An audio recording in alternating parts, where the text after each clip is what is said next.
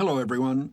This is Jim Kitsis, and I'm pleased to contribute a commentary for Criterion's DVD release of Stagecoach, a great film and a landmark in the history of the Western and the careers of John Ford and John Wayne. Many fans and scholars of Ford undervalue this film, suggesting it lacks the depth and complexity of later masterpieces. But I want to challenge that view. Stagecoach is a classic not only because it crystallized and refreshed the language of the genre at a key moment, but also because it still speaks eloquently to us today.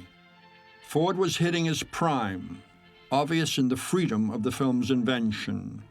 He was returning to the Western after a 13-year absence during which it had fallen from favor, but he believed the two most beautiful things the camera could record are a couple dancing and a horse running. There are no waltzes here, but there will be horses galore.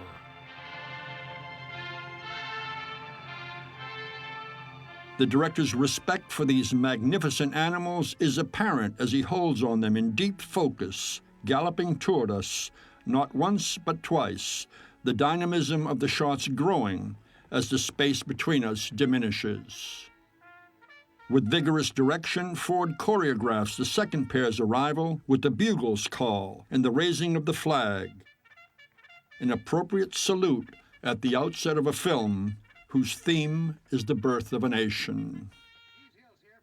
Stand here, Chief, and look into the camera. We want to let 'em see at least one real Indian up close. I can just hear Ford directing Chief John Bigtree, arguably the most famous of all Native American actors.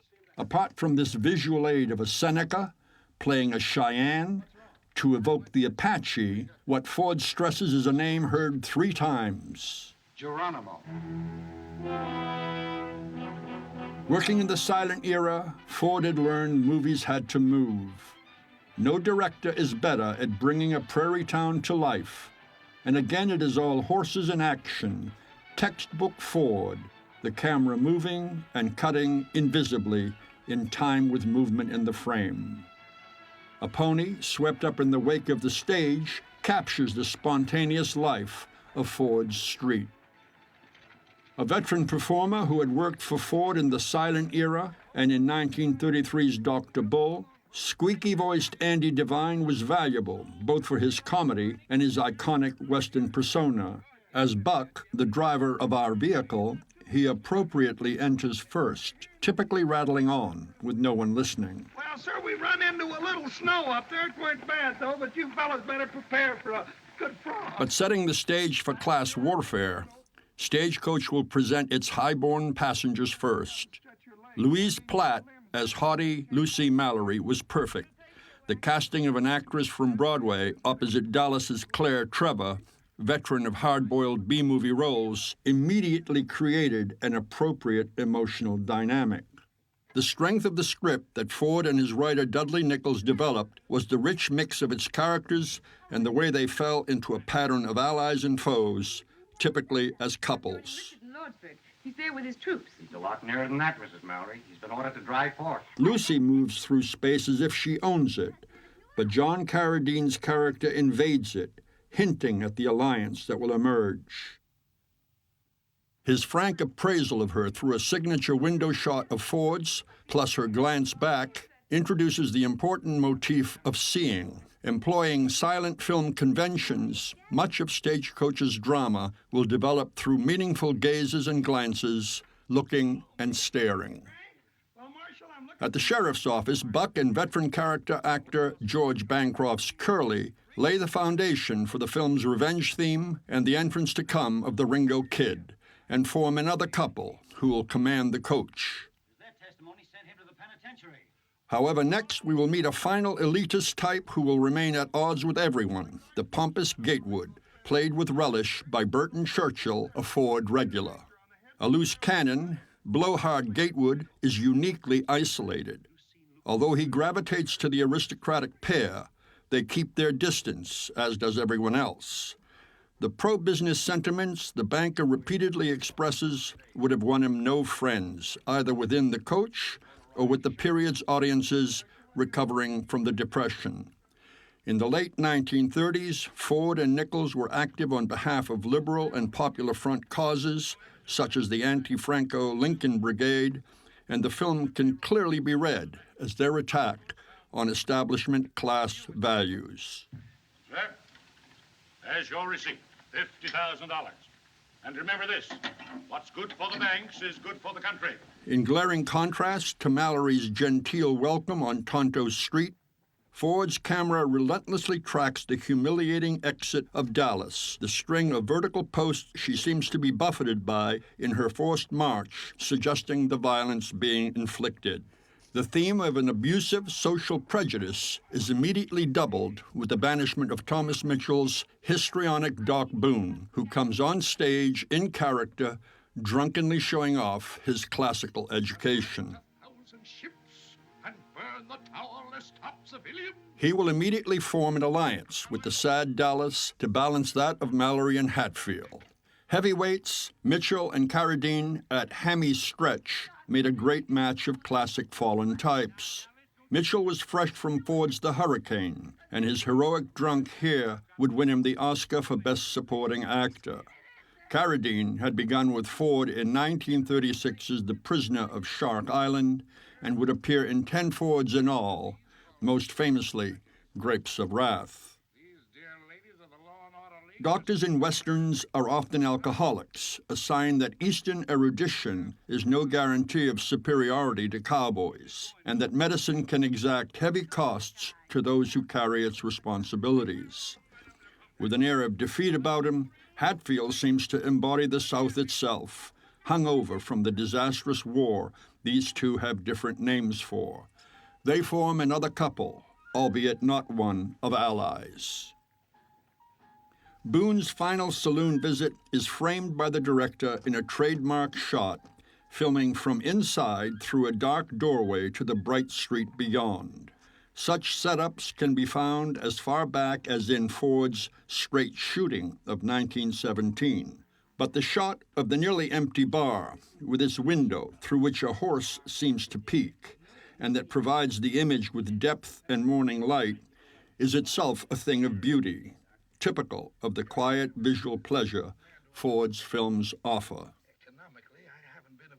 The bartender here is an old buddy of the director's, Jack Pennick, whose flattened face is a fixture in countless Fords, one of the many members of his personal stock company.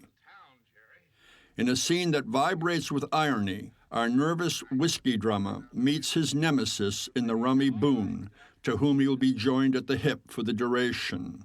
Although some readings have located him amongst the so-called respectable, his lowly position as a salesman of booze, plus his meekness, logically place him with the downtrodden. My name is Peacock.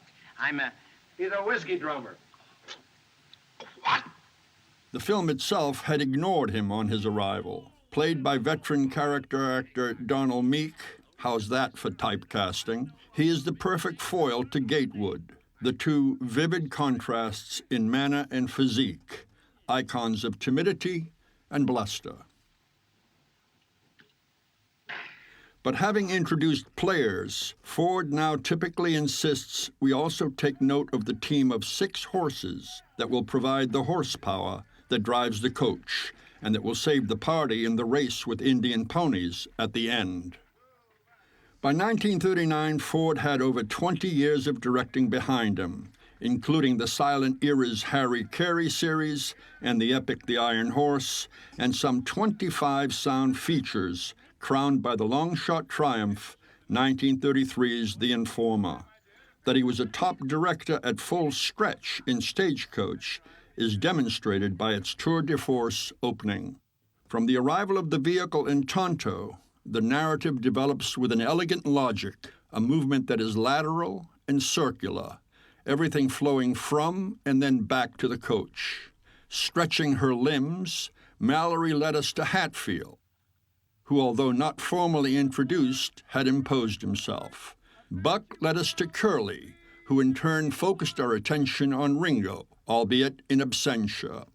This chain of logic continues with the money delivered from the stage to Gatewood, at which point the elegance of the structure culminates in a pirouette of reverse logic as we cut from the pillar of society to its dregs. Further movement is now toward the coach, from Dallas to Doc Boone, and from the town drunk naturally to the liquor salesman. At this point, the circle is all but closed. This is partly accomplished by Mallory's return to the coach with her pals, whose shock that she will share space with Dallas prompt her to curiously inspect the whore. She's right, Lucy. And besides, you're not well enough to travel. A medium shot of the trio will allow their finery to register, and perhaps especially the loose wraps of Mallory's formal costume. However, traveling alone on the frontier isn't for a gentlewoman. With Mallory will come Hatfield in a defining, flamboyant entrance. Ford tightens the link between them with a perfect match of balancing close-ups of each studying the other, the first of a number of turning points where key characters share meaningful looks.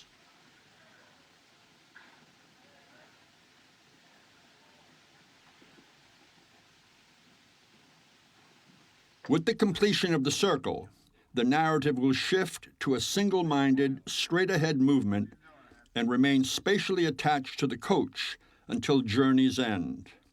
A marvel of economy, the opening introduces all the principals thus far in character and provides a tour of Tonto. Ford always has it both ways with his communities, suggesting they are primitive and imperiled, but also the site of Shakespeare and fancy balls. Tonto is a case in point. It is right on the frontier, in the vicinity of Indian savagery, Hatfield's jungle. Yet it is also like an eastern town, if anything over-civilized, with its narrow-minded citizenry. The cavalry officer is Tim Holt, whose father, Jack, worked with Ford on silent westerns. Just 20 here, he would star for Orson Welles in 1942's The Magnificent Ambersons, and Ford would use him as Virgil Earp in My Darling Clementine in 1946. Soldier boys, I have my orders, sir, and I always obey orders. The vote by this group here will resemble a sketch of the one to come, although curiously, Doc Boone's reminder of ladies first points Curly to Dallas before Mallory. Courage, courage, Reverend. Ladies first. Wounded, the outcast sounds coarse in asserting she will not stay where she is unwanted. They got me in here, and I'll let them try to put me out. Worse things than Apaches. A prim Mallory will also be unwavering. My husband is with his troops in Dry Fork. If he's in danger, I want to be with him. If we were privy to the fact of Mallory's pregnancy, would that influence our view of the imperious woman? In any case, the film and she successfully suppressed that knowledge until Apache Wells. References planted suggesting she is sick and should be traveling with a doctor do not register. Nor does it strike us that her determination to reunite with her husband may be unusually urgent. In addition, the gambler's last-minute gallantry in coming forth increases the mystery of their relationship and nicely diverts attention from questions of health. Get going, Buck. Oh, Bessie, Brownie, Bill! Stagecoach is famous for helping to revive the Western and introducing John Wayne and Monument Valley, the B-movie star and the remote Navajo reservation. But here I want to explore other major accomplishments. Ford's passion for the project was understandable. It offered him the ideal framework for developing key personal themes: the heroism of society's black sheep and underdogs, the impaired vision and social blindness that plague humanity, the necessity of sacrifice and redemption. The addition of Gatewood and the Ringo Kid would complete the passenger list for a collection of characters high and low, driven by their own demons, whose pilgrimage will be one to a painful discovery of self. Ford's achievement would be a film that is absolutely indispensable as the definitive statement of his and America's bedrock ideology, the formation of national character in the encounter with this great land, with the tests challenges, and adversity of a wilderness both savage and sublime. Ford was a great teacher. Dramatizing the sagas of the American past, he described the life of common folk as well as the powerful. He had already addressed the passing of the stagecoach in the Iron Horse of 1924, his account of the building of the transcontinental railway system. And before the stagecoach, there was the covered wagon that would star in 1950's Wagon Master, a personal favorite that would spawn Wagon Train, a primetime TV series that ran for 8 years. By definition, Americans are immigrants and nomads. Nothing shows Ford's understanding of both national character and his audience more than this sustained focus on frontier travel. And of course, behind it also was Ford's love of filming movement. A great success in the face of industry skepticism, Stagecoach was a tribute to the rugged, handsome, intricately designed, handmade vehicle that had been instrumental in maintaining the network of isolated frontier towns. Carrying mail, money, and passengers, it provided a commercial lifeline in the development of the West, by the 1860s ranging over 3,000 miles from Texas to the Dakotas and Missouri to California. The top of the line was the handsome Concorde that Buck drives, so named for the location of the New Hampshire company that produced them. Ford would bring back the stagecoach for a bow in The Man Who Shot Liberty Valance as an icon of the frontier era. He's jumped the reservation. Down the wall path. The original story by Ernest Haycox had Ringo a passenger from the outset, but Ford and Nichols had moved his arrival into the desert. He is thus from the get-go the Western hero, he who embodies the knowledge and skills of the wilderness. The twirling rifle will be a particularly brilliant touch.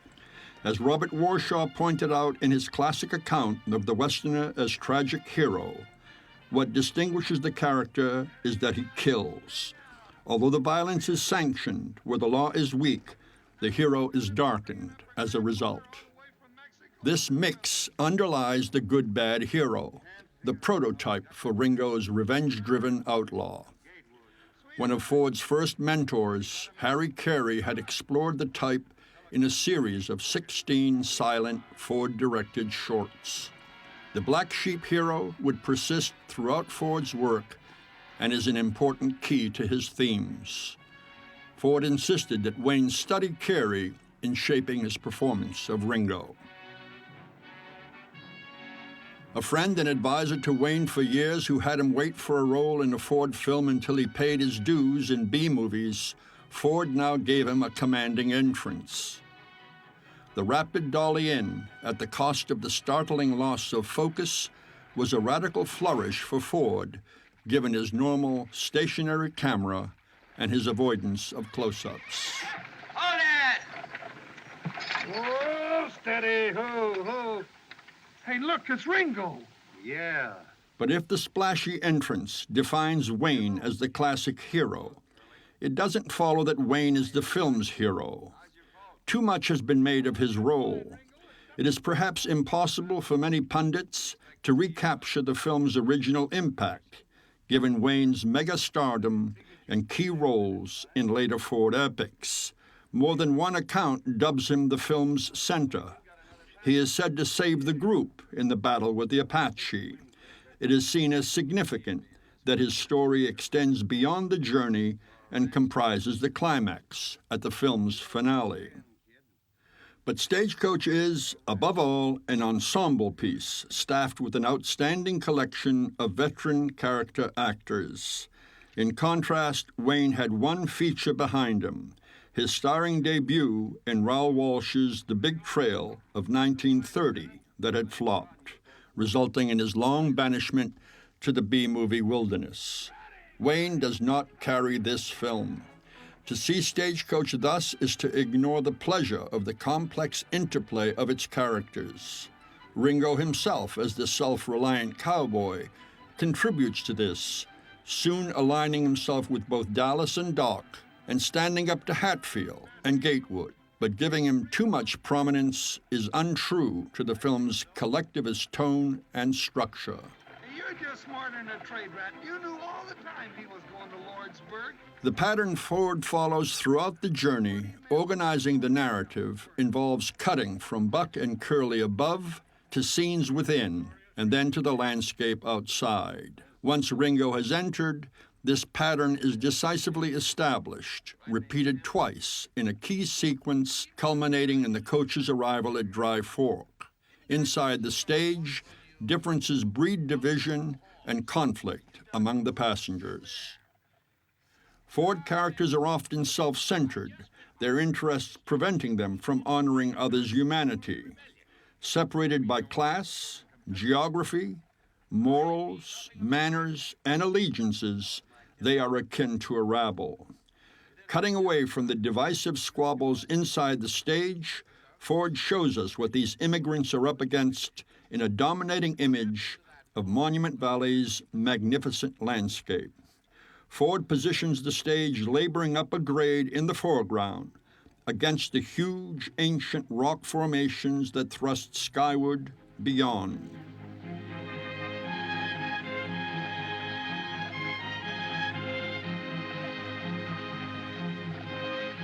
What is the impact of this and the even more daunting shot that follows that testify to Ford's pictorial genius?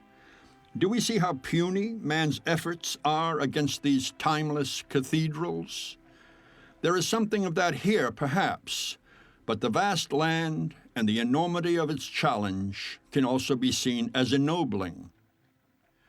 Touring the country in the 1830s with Alexis de Tocqueville, French magistrate and author Gustave de Beaumont observed in his novel Marie, the American remains unshaken by any misfortune. The most unexpected blow, the most imminent peril, find him impassive. Nothing stops him in his undertakings. Nothing discourages his efforts. He will never say, "I cannot." Bold, patient, indefatigable, he tries again. This people is steadfastly faithful to its origins, for it was born of exiles, and men who will travel 3,000 miles across the sea in search of a new fatherland must have a fund of energy in their souls.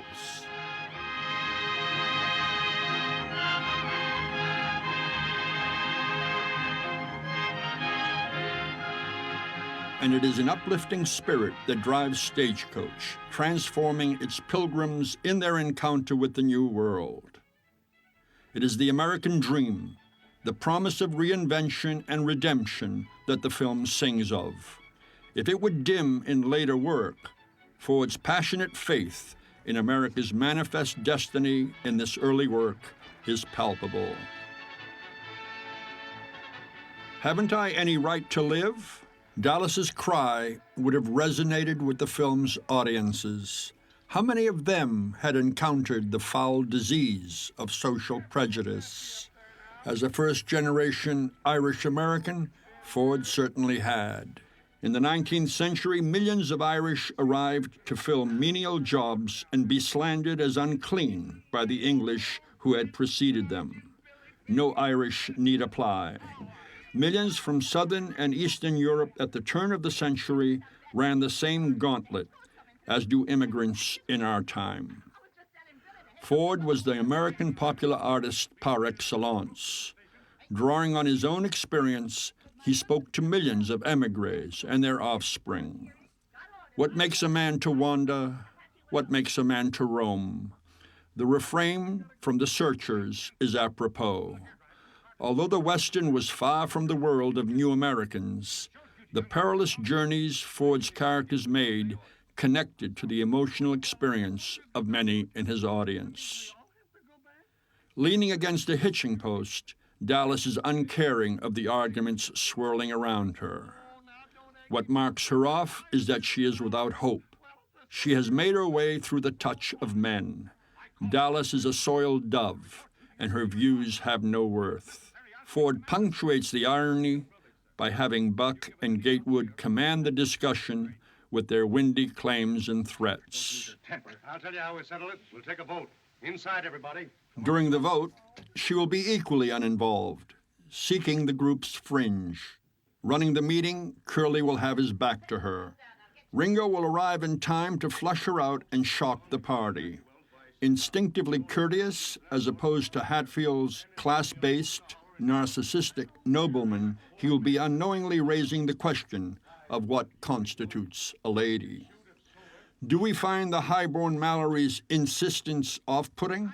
Today's audiences, revisiting the film, know her condition, yet remarkably, her tone may still earn her little sympathy. I'm determined to get to my husband. I won't be separated any longer. Asked which directors he admired, Orson Welles replied, the old masters, John Ford, and John Ford.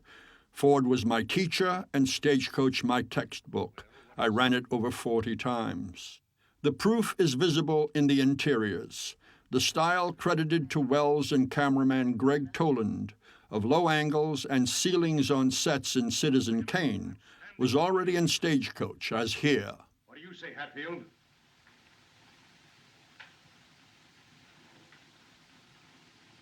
Lordsburg. I like the comic contrast here of Hatfield's self-conscious one-word vote with the theatrical filibuster of the drunken Boone. Somewhere, sometime, there may be the right bullet. In passing, we take note of Doc's companion, the also soused station master, Billy Pickett, played by Francis Ford. 12 years older than John, Francis was a top director and star when his sibling followed him to Hollywood to sit at his feet for 3 years of mentoring. But although the elder's career would collapse in the sound era, early resentments evidently were never forgotten. Ford employed Francis only in non-speaking cameos as a half-cracked child of nature or holy fool. A father 5 times over, Peacock's effeminate nature and domesticated status made him a sitting duck for Ford's often broad humor.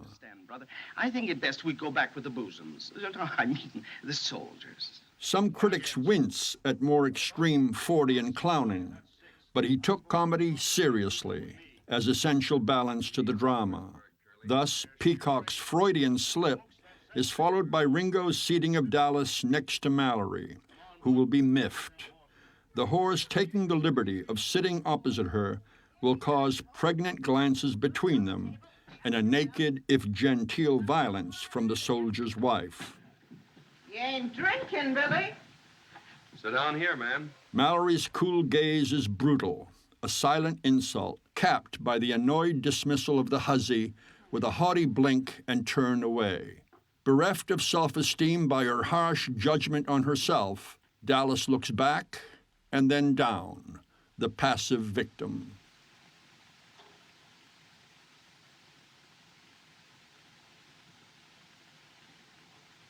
These glances are not the flamboyant combat of women adversaries subverting the genre's masculine codes, as in Nicholas Ray's Johnny Guitar.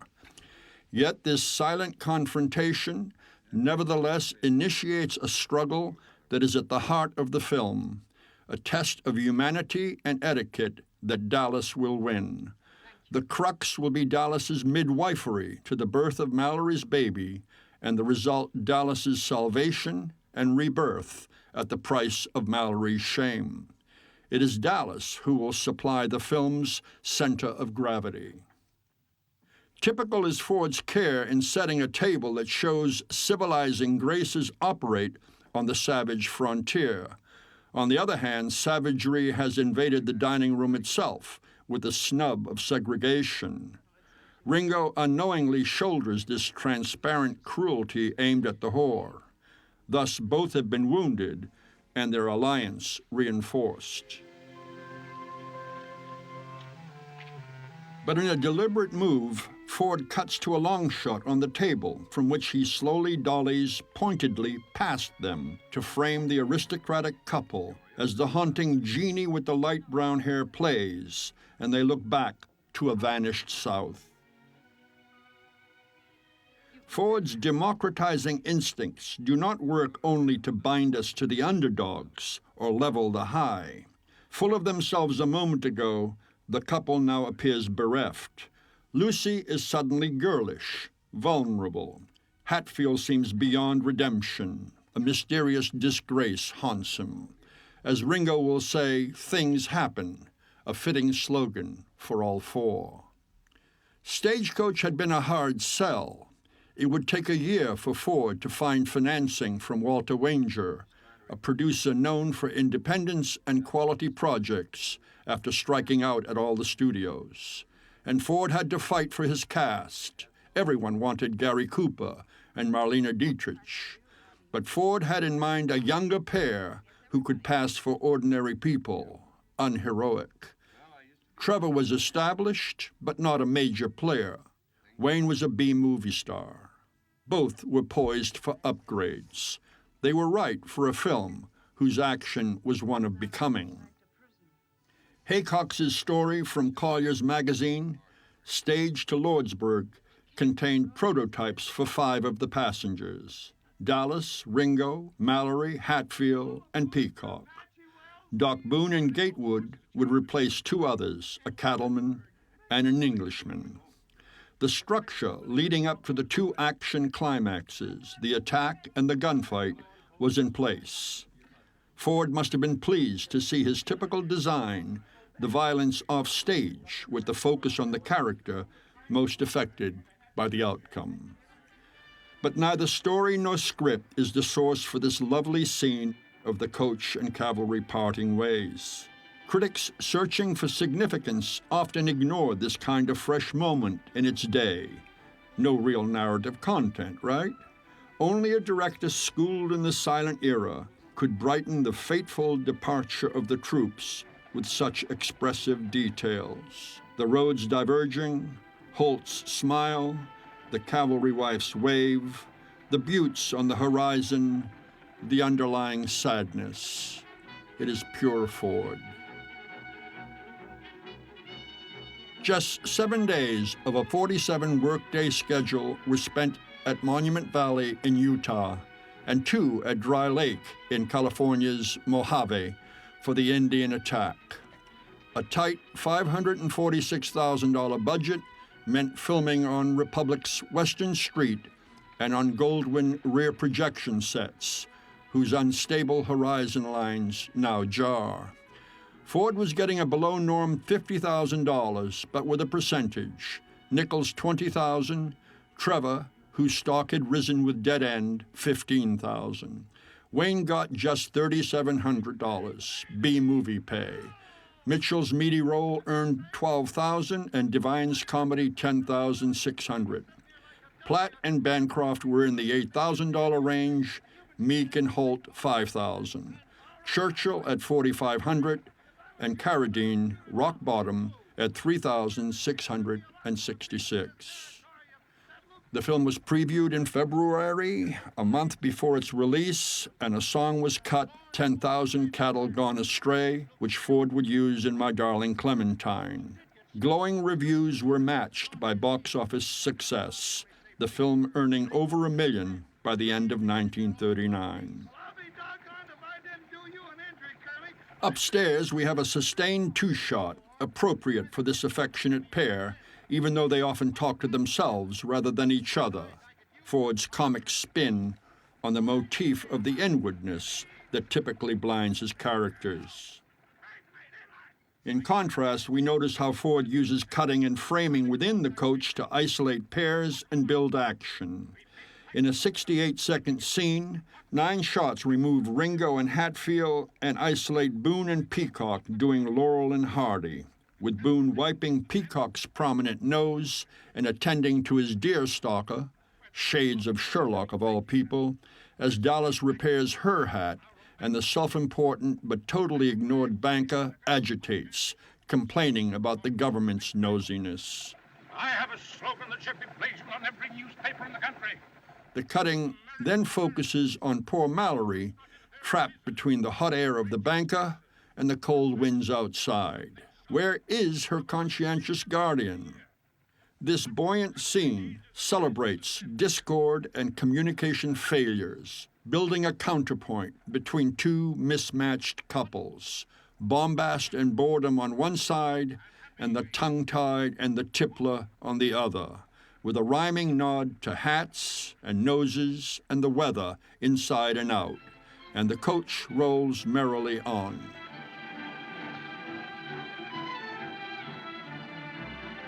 Curiously, the very strangeness of Monument Valley's distinctive landscape persuades us of the authenticity of the film's West, combining with the effect of the score's familiar melodies and folk songs.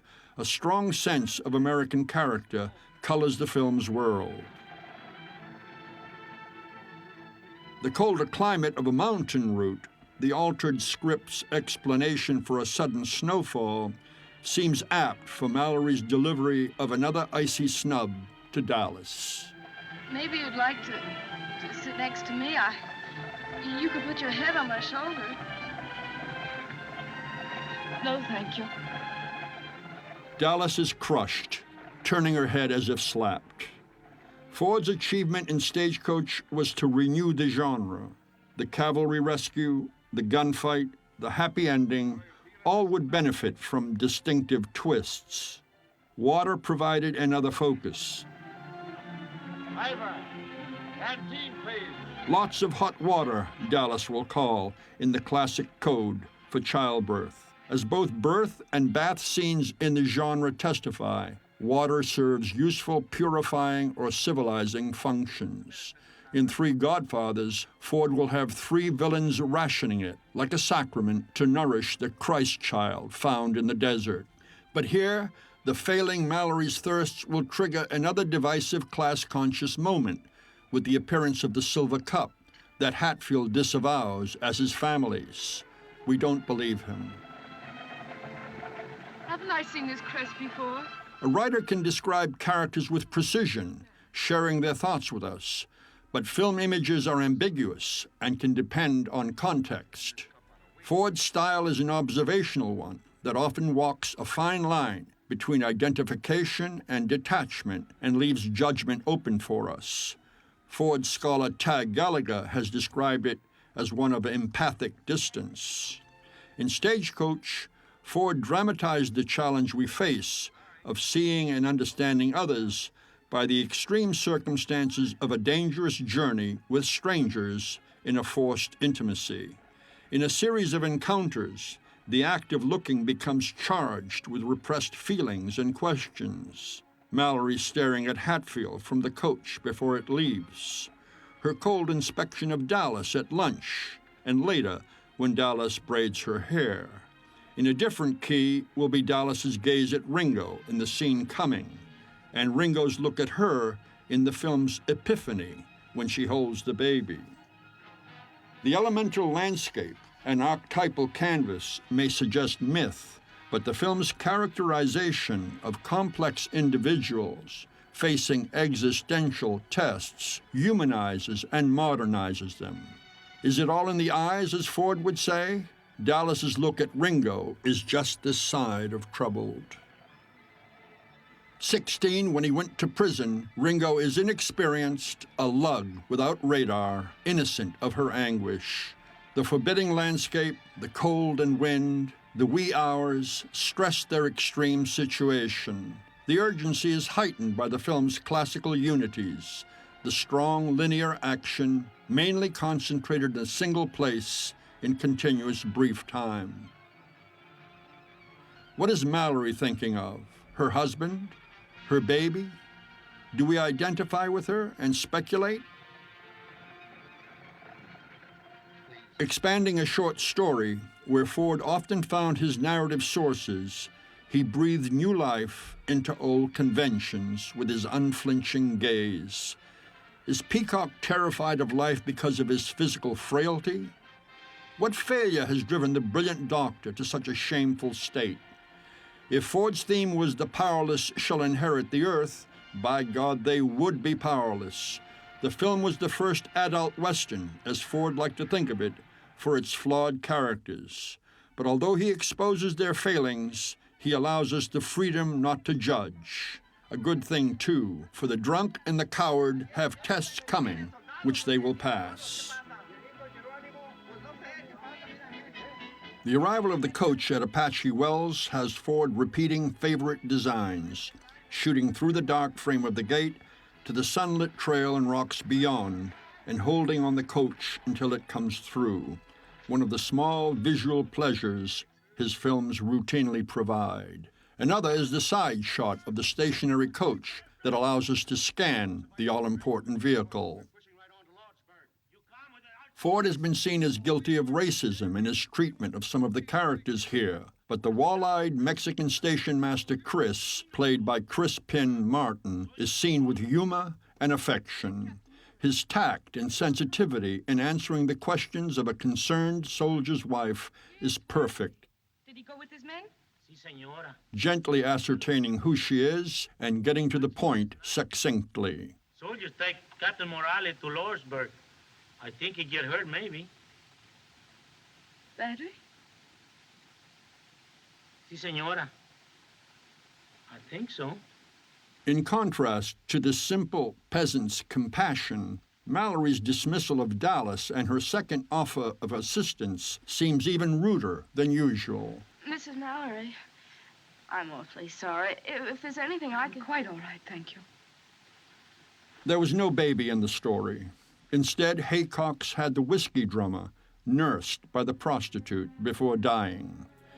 The baby has been seen as Ford's strategy to broaden the appeal of the film beyond the genre's masculine orientation. In his essential study of the film, Edward Buscombe reproduces ads relating Claire Trevor's hairstyle to contemporary fashion. And the success of Ford's efforts to distinguish the film from lowbrow horse opera was clear in reviews that labeled it a melodrama. But for Ford, the family was virtually sacred. Asked why families were prominent in his films, Ford had roared, "Don't you have a mother?" In Stagecoach, the family can be seen as a structuring absence. The loss of family had driven Dallas to the wall and Ringo to his violent goal. The others can also be seen as suffering from family issues. In Peacock's case, perhaps too much of a good thing. But this lack the film will fill, both dramatically and spiritually.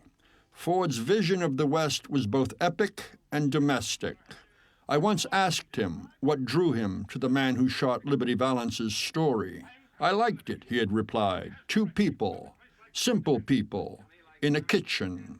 The baby's birth is the crucial turning point. The headstrong young Mallory, Louise Platt was 24, has been impetuously pursuing the will-o'-the-wisp of being with her husband when her time comes. With her fall to the floor, that mirage disappears, and other illusions will be challenged, that by virtue of her class and temperament, she can control events, that she can imperil herself and her child without regard for fellow travelers, that she is above and does not need lesser mortals.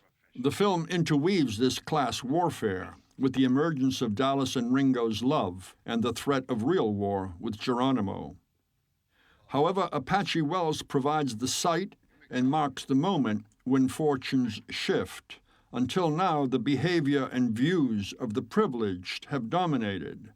But with the birth of the baby, Ford's social engineering kicks in and democratization rules. Now the outcasts and despised, Doc, Dallas, Peacock, and Ringo too, will act and set the tone. French film theorist André Bazin had greeted the film as the ultimate classical Western, perfectly balanced like a wheel, presumably a stagecoach's, with each spoke satisfying one of the genre's components. The elegance of this argument was a fitting one for a film so skillful in bringing its social and psychological matters to a head, precisely as the issues in its romance and action themes also begin to heat up. Ford had hit his stride with Stagecoach. His intention had been to elevate the Western genre, essential for the success of the film. Succeeding, he had also elevated his own status.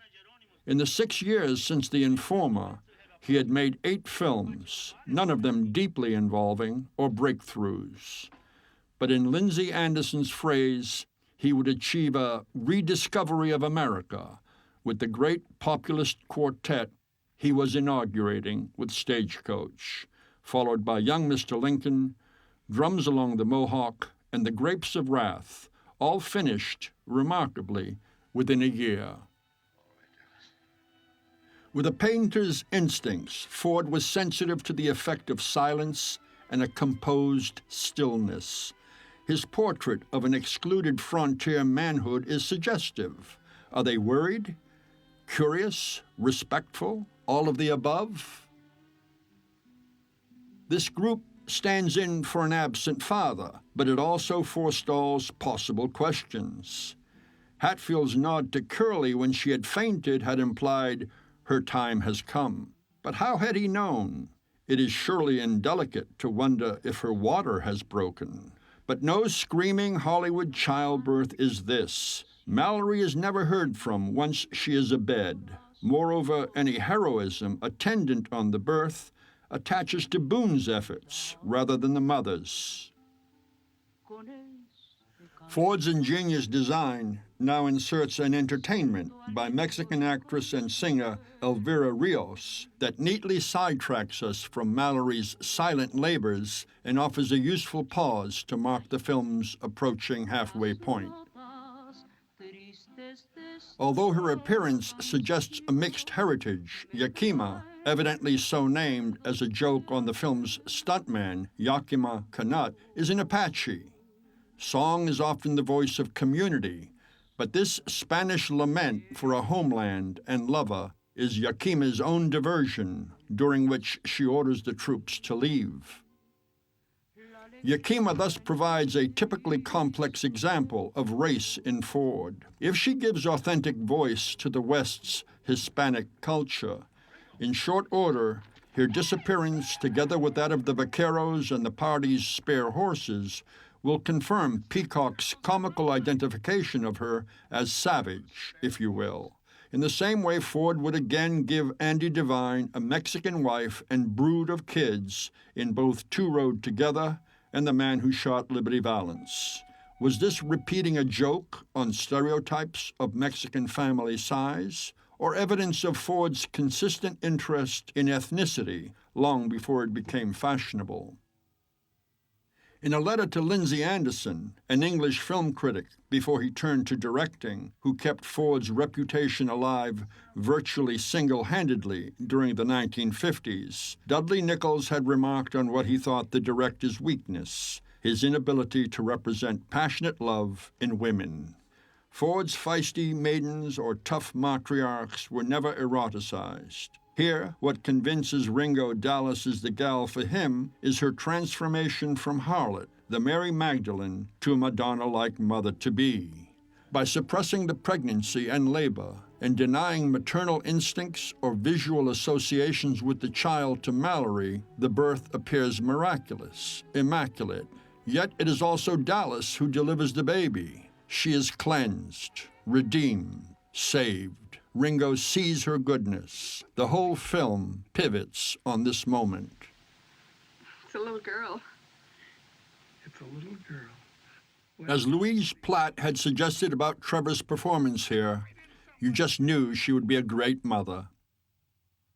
For Ford and Ringo, too, romantic love appears chaste, maternal. This holy event provides a blessed moment of grace that the couple shares with a prolonged, soulful gaze.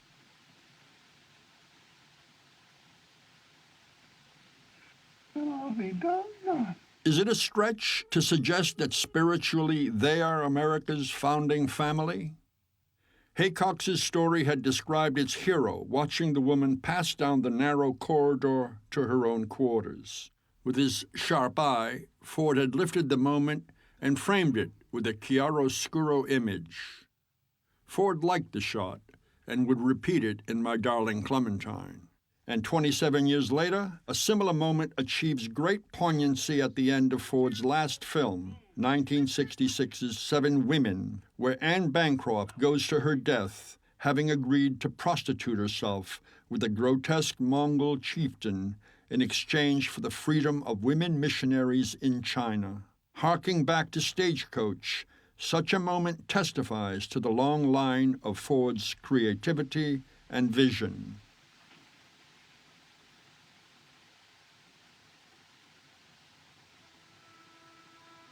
Despite his praise for Stagecoach, André Bazin argued the deep, focused, long-take style of Citizen Kane and William Wyler's The Best Years of Our Lives was more realistic and less manipulative than the classical editing of Ford.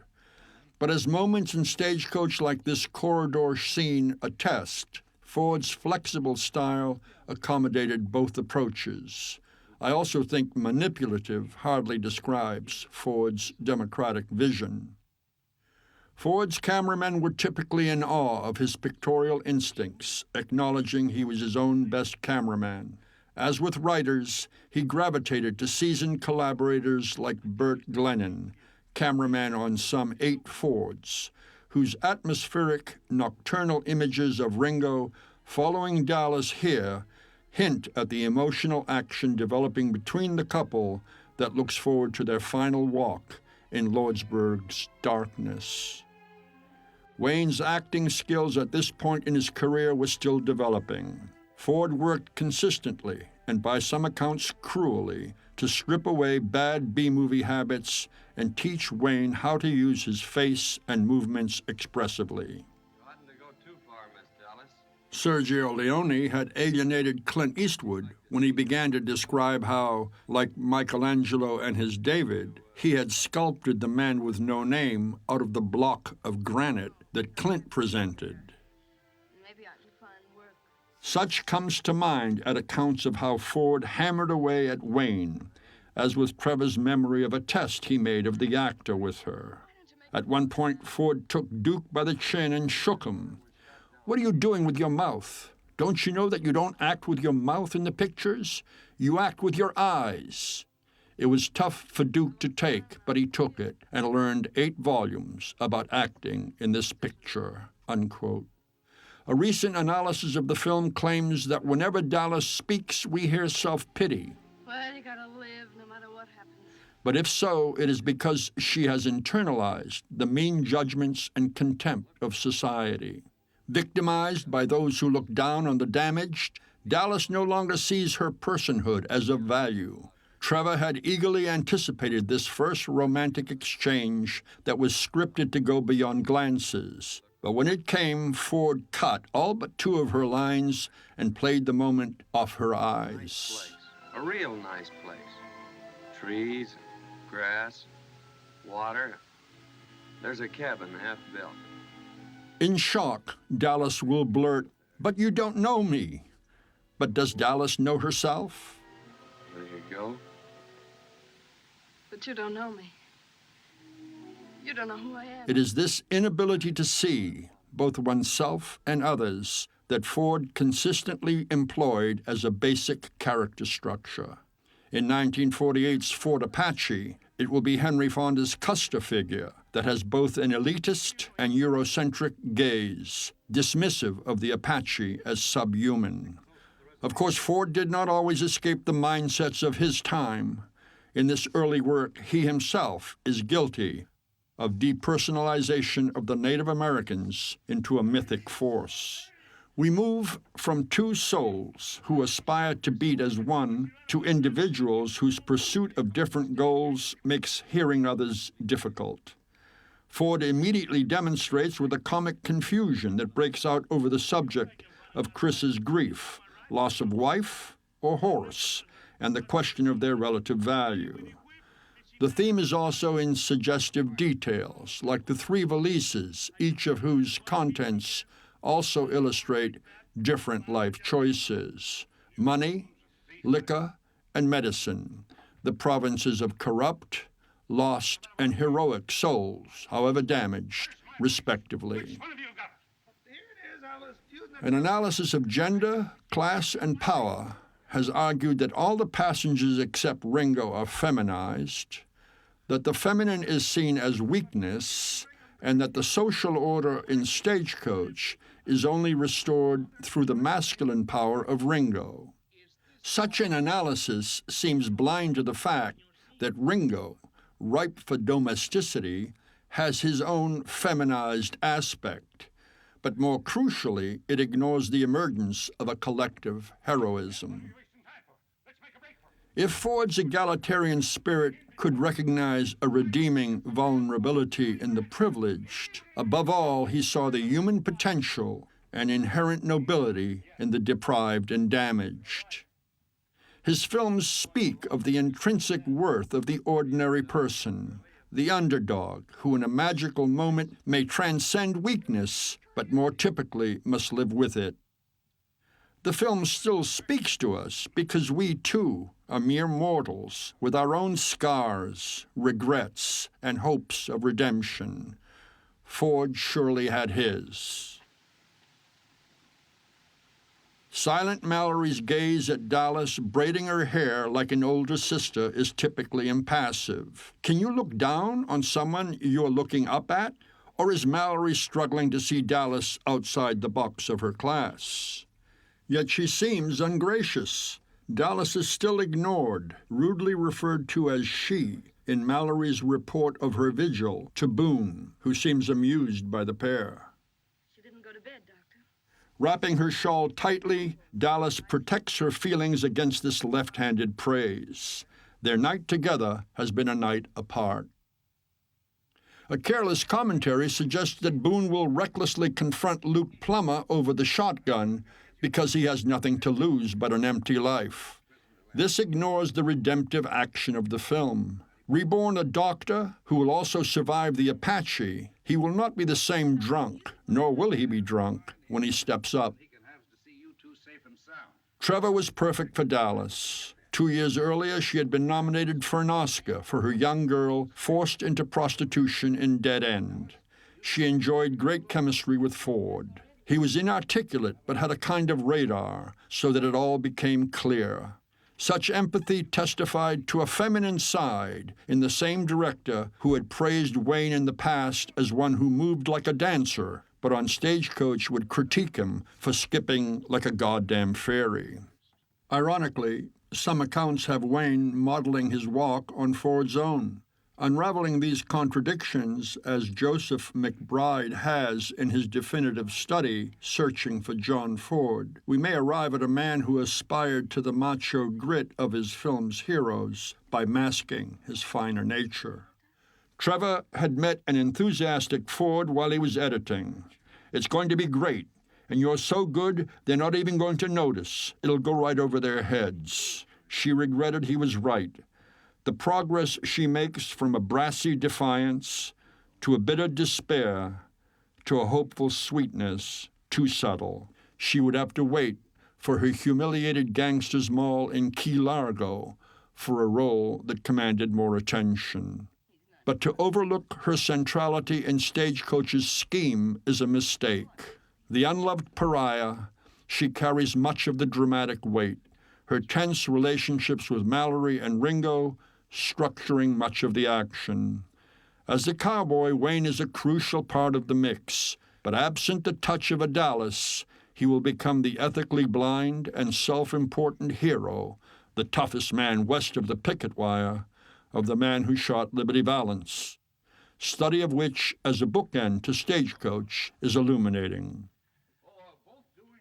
To see Wayne as the epicenter, the motivating force, whose revenge provides the spine of the film, as another study argues, in my view, is to buy into our contemporary cult of celebrity worship.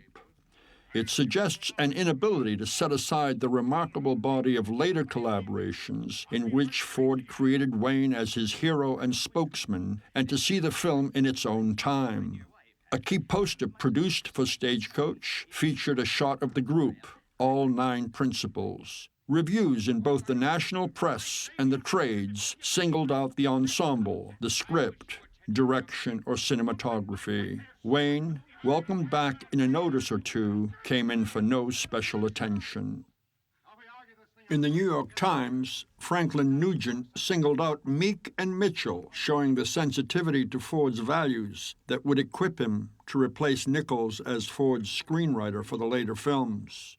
Nugent sensed Boone was Ford's surrogate, the drunken source of wit, speechifying, and authority. Saved from the abyss, he was the midwife to the birth of a new America, helping the whore, cold-cocking the capitalist, and ministering to the meek.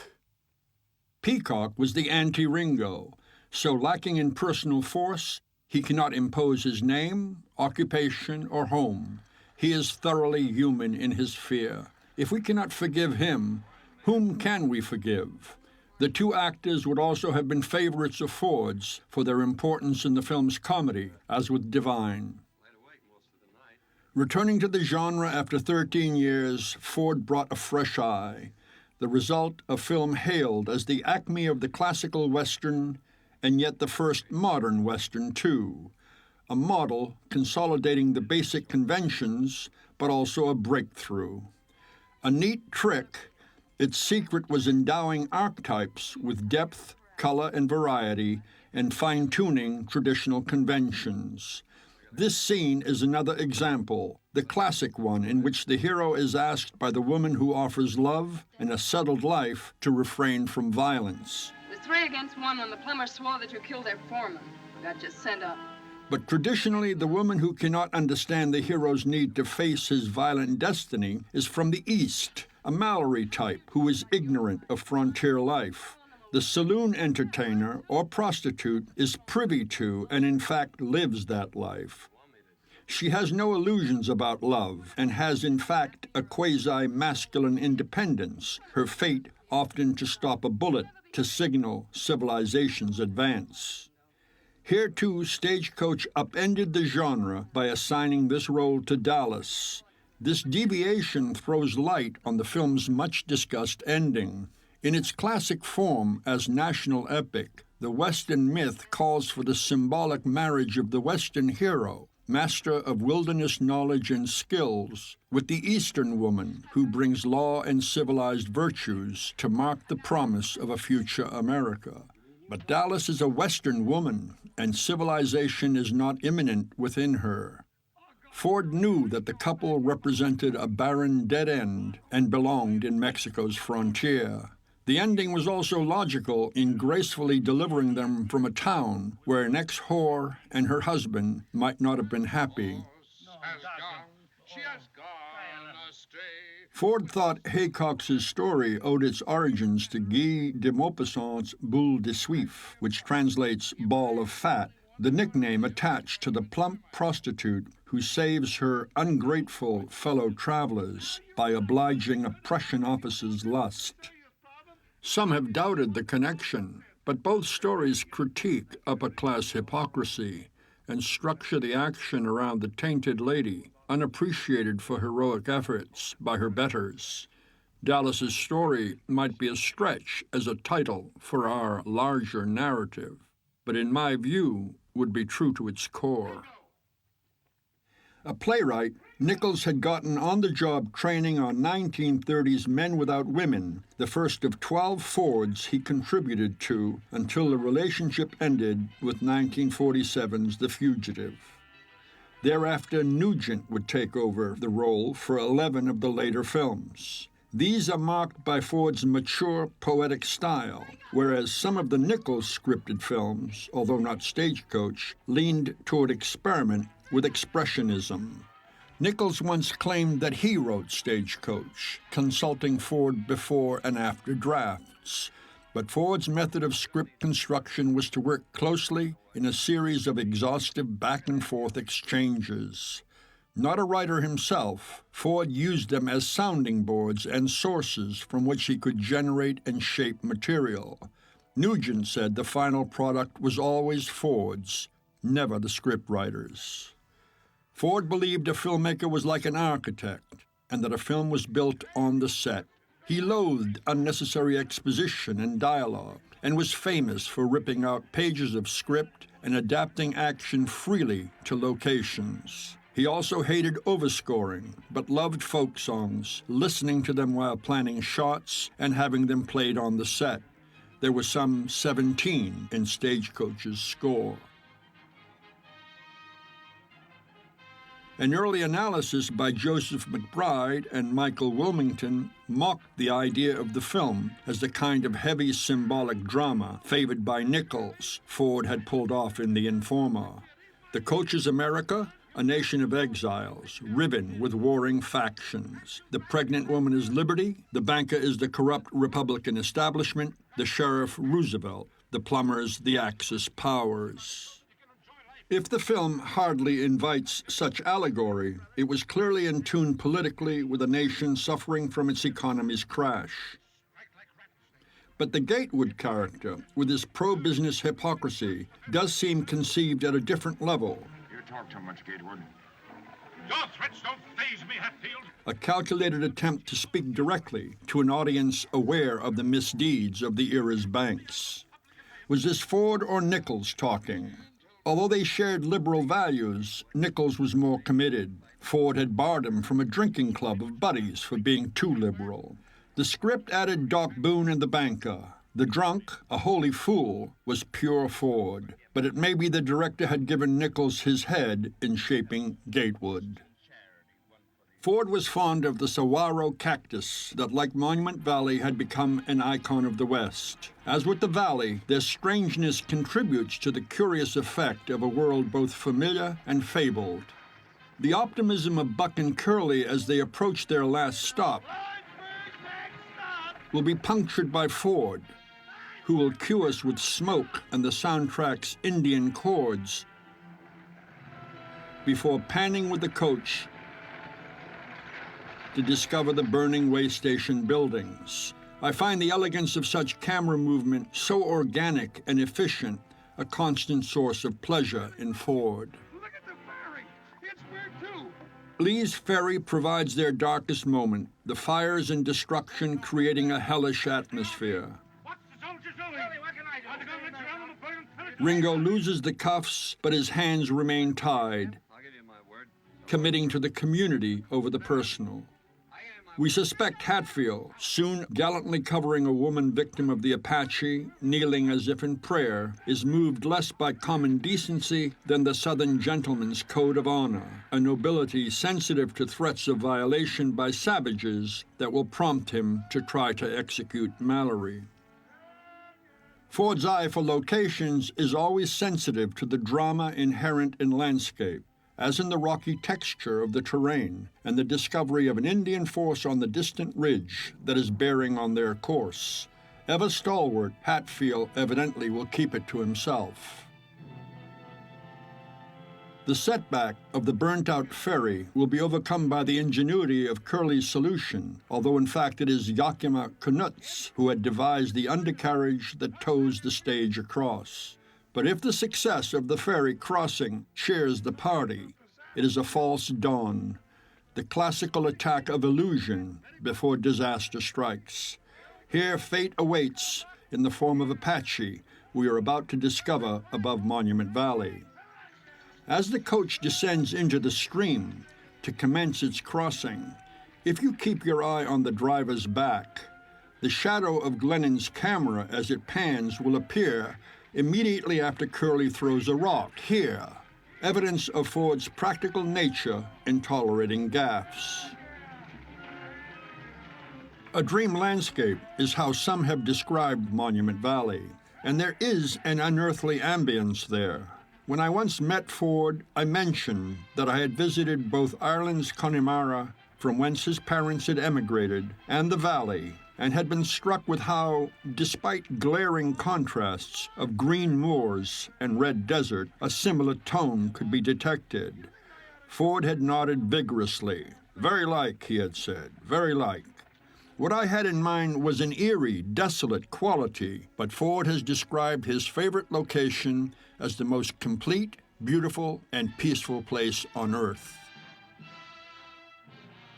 In a film that has all the principles making theatrical entrances, Ford gave Geronimo the most dramatic, panning up from the valley's floor to the Apaches not once but twice.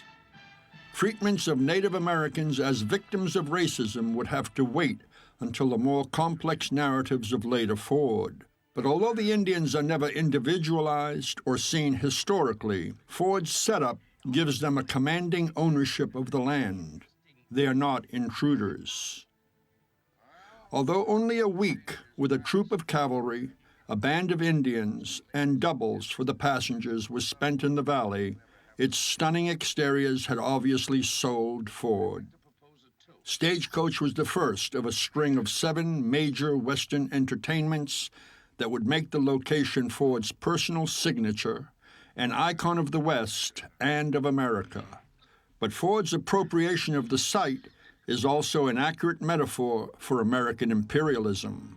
The Western genre, and Ford's films in particular, repeat the original sin, the disenfranchising of Native Americans by stealing their land. The holy Navajo home becomes Ford country, whose conquest forms the character of America, white America. Ford could not have been unaware of the ironies involved. Film scholars have traveled to Russia to time how long it takes to run down the Odessa steppes, to compare with the most famous scene in film history, the massacre that features the time-expanding montage of Sergei Eisenstein in Battleship Potemkin. I doubt anyone has run the Dry Lake site, but Ford had stretched his attack to 7.5 minutes from the arrow's arrival. Conceived like Potemkin's as an essentially silent set piece, the chase's dynamism is a function of the movement in the frame, running horses again, and an increasingly faster editing pace. The average length of individual shots during the chase is 5 seconds, half the average for the rest of the film. Much commented on has been the freedom with which Ford violates the so-called 180-degree rule, which requires continuity of action be honored from shot to shot, whereas, as here, he reverses the direction in which the stage and riders are moving in successive shots. This freedom confirms Ford's preference for his vision over conventions, for poetry and myth over the real. At a second level, the practice shows Ford's faith in his ability to maintain action at an intensity that suspends disbelief. When critics would suggest all the Indians needed was to shoot a horse, Ford was again cavalier. There'd be no movie then, he'd point out. Wayne always looked good with a Winchester. Brilliantly, Ford had him debut twirling one and using it here and in the finale, where together with the dive to a prone position, it made plausible the dispatch of the 3 plumbers. Although there were films where he used the handgun, he looked complete, most himself, where he carried a rifle, as in Howard Hawks' Rio Bravo, where he explained he had found somewhere faster with a revolver. But the long gun agreed with his size and heft, and provided a symbol of authority and a handy club. Some moments appear rough 7 decades later, as with the marriage of location and studio material, or campy, as with riders falling in pairs. But the high energy and cracking pace still entertain, as do Yakima Canutt's stunts that crown both Ford's action and his own career.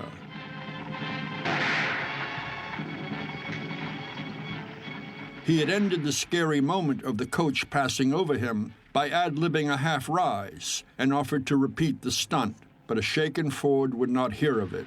Famous for editing in the camera by shooting the minimum to prevent meddling, Ford, unusually for him, had 3 cameras covering this moment. Although a journey film through dangerous terrain with a revenge motif suggests a film of physical action, this was not how Stagecoach had developed. The conflicts in the coach and the close way stations gave the film the quality of a closet drama. The action had been interior, psychological.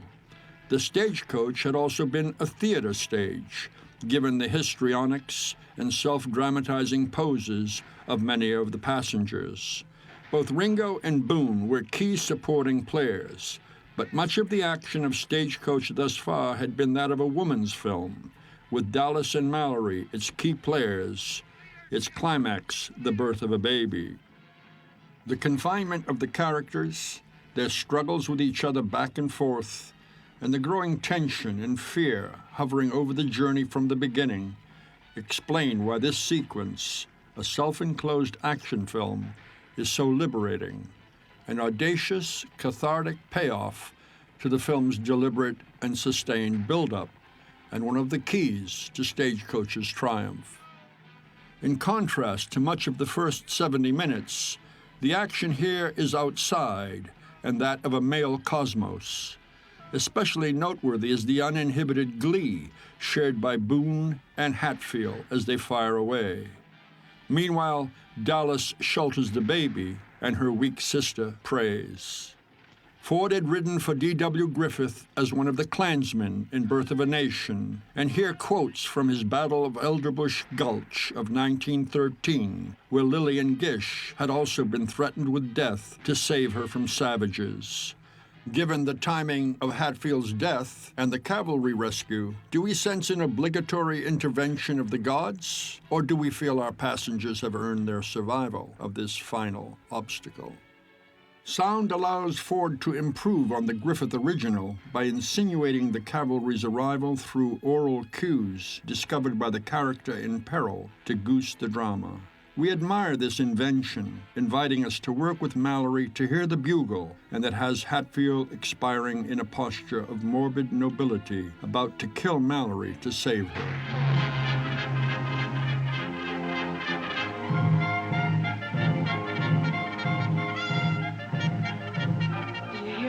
Better dead than bedded by red was a sentiment that would recur in Ford, reflective of the captivity narratives authored by early pioneers, and it's logical enough in a film where the faceless Indians are projections of white fear. For its recycling of Western archetypes and actors, the film has been seen as a compendium of the genre's history. Fair enough. But the point has evidently obscured the fact that aesthetically, Stagecoach is above all homage to the silent cinema. The wordless moments characters share, the set pieces like the opening and the Apache attack, and the Lordsburg sequences in toto, all testify that Ford was going home in more ways than one.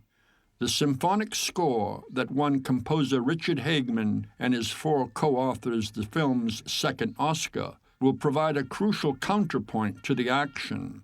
But the final 18 minutes of the film will be free of lengthy exchanges or speeches and largely rely on single lines of dialogue. In transition, the emphasis on action continues with the multiple columns of 4 horsemen leaving the desert, dissolving into the parade of the 7th Cavalry down the main street of Lordsburg, crowded with rubberneckers. Ford pays tribute to the soldiers for their rescue and shows his trust in our curiosity by holding on the troops to allow us to register their look and movements. Stagecoach's dramatic action turns on the difference between looking and seeing. Like others of her class, Mallory knew that merely looking at another without speech or acknowledgement could be an exercise of power. But here she will be finally seeing Dallas, finally calling her by name. She is mortified, also seeing that she has been the uncivilized one. We have to feel sorry for the spiritually frigid woman, never shown with her child. She is coded as invalid rather than mother. She chokes out a half a line, an implied apology, before she realizes she is repeating Dallas's offer that she had cut off harshly. If there's ever anything I can do for... Dallas returns the cloak that had hidden Mallory's pregnancy that she has evidently worn to shelter the infant. It is the last link with her own desire. Dallas is at rock bottom. The baby she has been mothering gone, her dream for a future with Ringo in jeopardy. She marches off manfully, but is soon contemplating the emptiness her life now appears to offer as she absent-mindedly brushes her bonnet, the worse the wear for the journey. Ford always pays careful attention to hats in his westerns, as those worn by the colorful types that recognize Ringo here attest. Sergio Leone would be much praised for exploiting such iconic vultures 3 decades later. It's the Ringo Kid. Throughout, Ford has given new life to old forms by reversals, but here he plays the most venerable of the genre's conventions straight, although with the deliberate self-consciousness of a Leone or a Quentin Tarantino quoting who else but himself. And like a postmodern riff, it works at 2 levels. We are both involved by the building suspense and yet in admiration at the mastery of the artist reviving the ancient formula.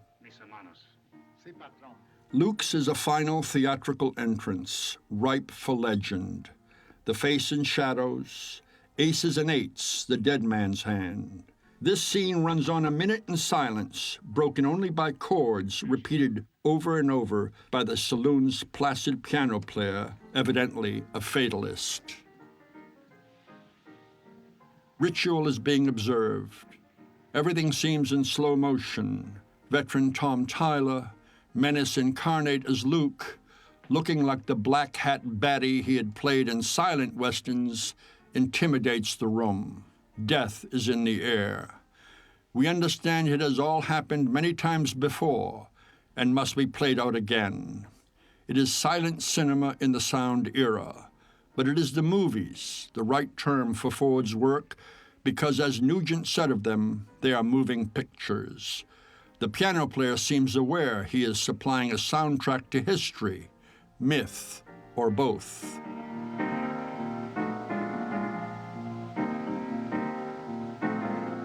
The music carries us out to an oblivious Dallas, and now there will be another line of dialogue, a generous invitation, and finally, an articulate and complete sentence from Peacock. That's right. Goodbye, Miss Dallas. If you ever come to Kansas City, Kansas, I want you to come out to see us. Ford's commitment to the primacy of Dallas's point of view in the film's denouement is evident here as he stays with her for 15 seconds as she ambles on, impassive, a hint of fear in her eyes.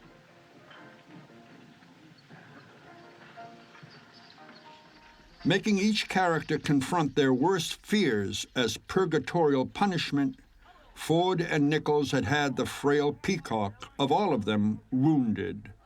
But he survived it, finally calm. Now both she and Ringo must face their own moments of truth. Curly is a puzzle. His estimate of Ringo's prison time offers no hint of the possibility of his collusion in an escape. Oh, about another year. He apprehended the kid to protect him from the plumbers, yet now seems ready to let him leave with an empty rifle. Ringo's admission he had saved 3 bullets, seen by some as evidence of the primacy of his revenge over community, is confusing. When ammo had run out, he was already riding the lead horse, and the timeline suggests no occasion on which he could have lied to Curly.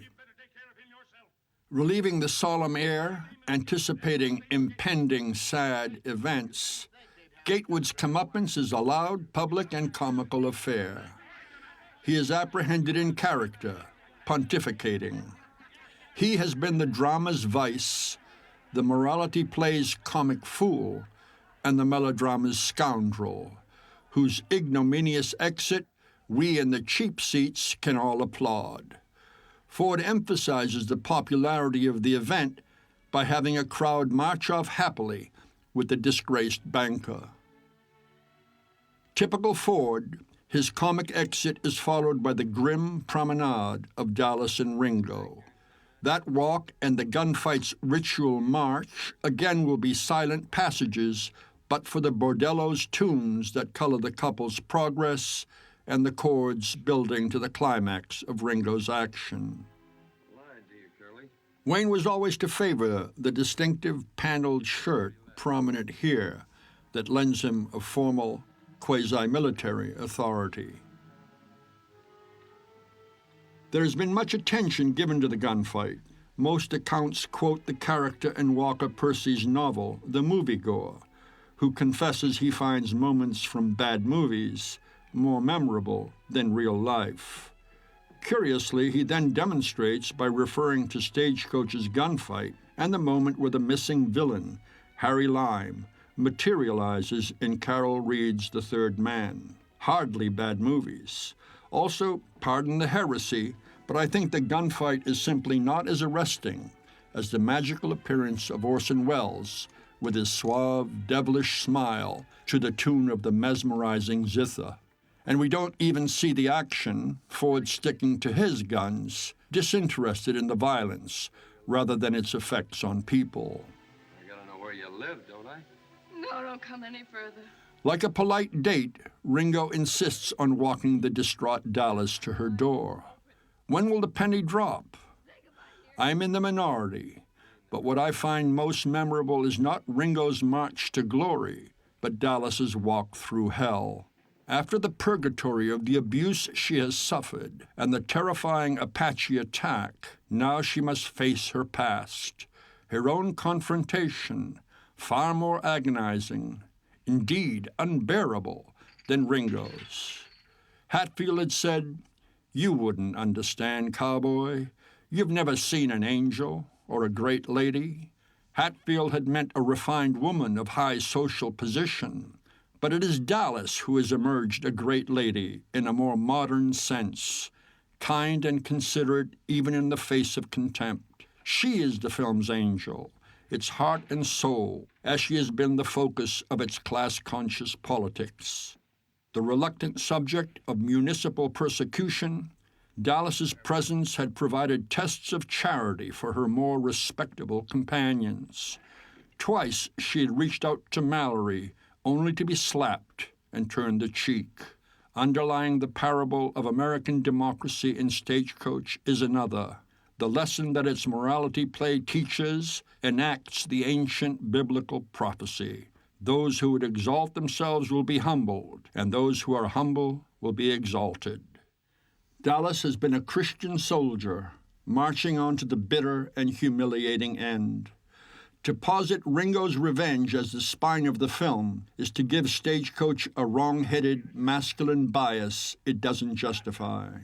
In fact, Ford was feminizing and domesticating the West, a project he would continue in the great films that lay ahead. Dallas's walk through the dark world of her past, the woman numb, beyond despair, her eyes glistening, is one of the greatest moments in all of Ford. Unflinchingly, he records her ordeal. The sins of the soiled dove come home to roost. They pass a noir-lit tableau, a grim woman waiting, a mocking reflection of Dallas herself, and scenes and sounds of a sleazy, honky-tonk revelry. The silence between them stretches on.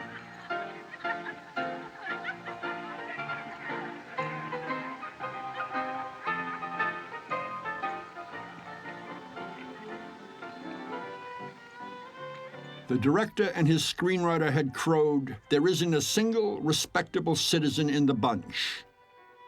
Was Boone speaking for Ford in seeing the couple as saved the blessings of civilization? What is the film's attitude toward its pioneer world?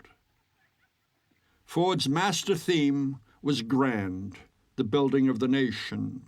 But when asked by Peter Bogdanovich about the recurring motif of the glory and defeat, Ford had allowed that it fit. Simultaneously with the celebration of the great experiment of America, John Winthrop's City on a Hill, there is often mourning for the nation's decline. The Western myth is inherently two-faced. The East, the source of both enlightenment and corruption, the West, the home of both heroism and savagery. Each film can ring its own changes, bright or dark. In his career, Ford employed a double vision, a dream looking forward to greatness, and a nostalgic regret for past glory. Flowering in the late masterpiece, The Man Who Shot Liberty Valance, traces of this ambiguity and ambivalence are embodied in Tonto's society, ruled over by Gatewood and his wife's law and order posse. Their eviction of Dallas and Doc Boone smacks of the bigotry and persecution the earliest immigrants had fled from in Europe. Thus, the direction of the journey would seem westward ho, a movement toward a more open frontier and a rough and ready judgment day where, if debauchery prospers, action is possible that can heal wounds. Hence the purifying that has eliminated Hatfield, humbled Mallory and Gatewood, and is about to destroy the anarchic plumbers. But that Ford has it both ways is capped by his typical paradox at the end. The reborn couple, spiritually the Adam and Eve of the new America, finding no justice in the new world and allowed to escape to Mexico's wilderness. This duality accounts for different readings of the film. Ford scholar Tag Gallagher sees no community emerge, arguing we are left with the view that civilization is corrupting. Historian Richard Slotkin finds no progress in the journey from shrews to whores between two flawed communities, and the film a reworking of B-movie conventions rather than an epic. Such readings are provocative, but seem to me to depend on a rejection of the film's basic thrust. The reason Stagecoach was seen as the defining example of the Western was not because it enshrined genre archetypes and conventions, but because these were at the service of a national epic, a rehearsal of both Ford and America's dream of the West as a transformative experience. In Stagecoach, new citizens are forged in the fire of encounters with the wilderness, the coach a microcosm birthing the nucleus of an ideal egalitarian society.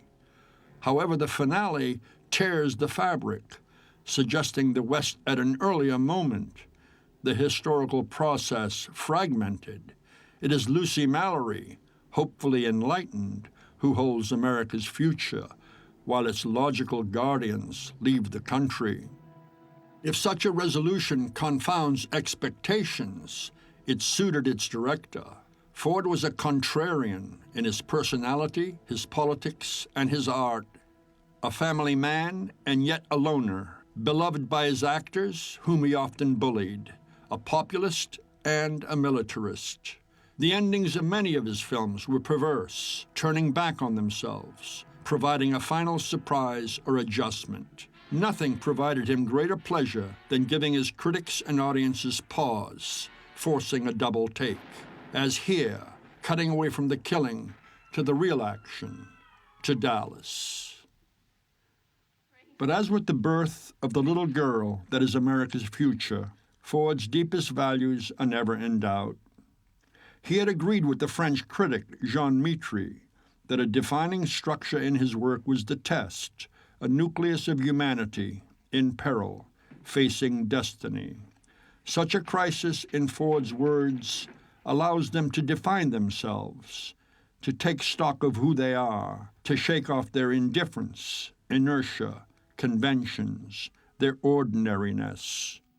What Ford asked of his characters was that they travel a journey of self-discovery, growing to be able to see themselves and others clearly, without the screens and blindness of misperception and bias.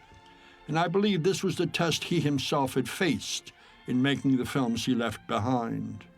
At his peak, which he was reaching with Stagecoach, he too had transcended conventions and ordinariness and ridden to glory. Of course, as with the representation of race, he had his blind spots too, although, as he often would point out, in his career, he had been on both sides of that issue.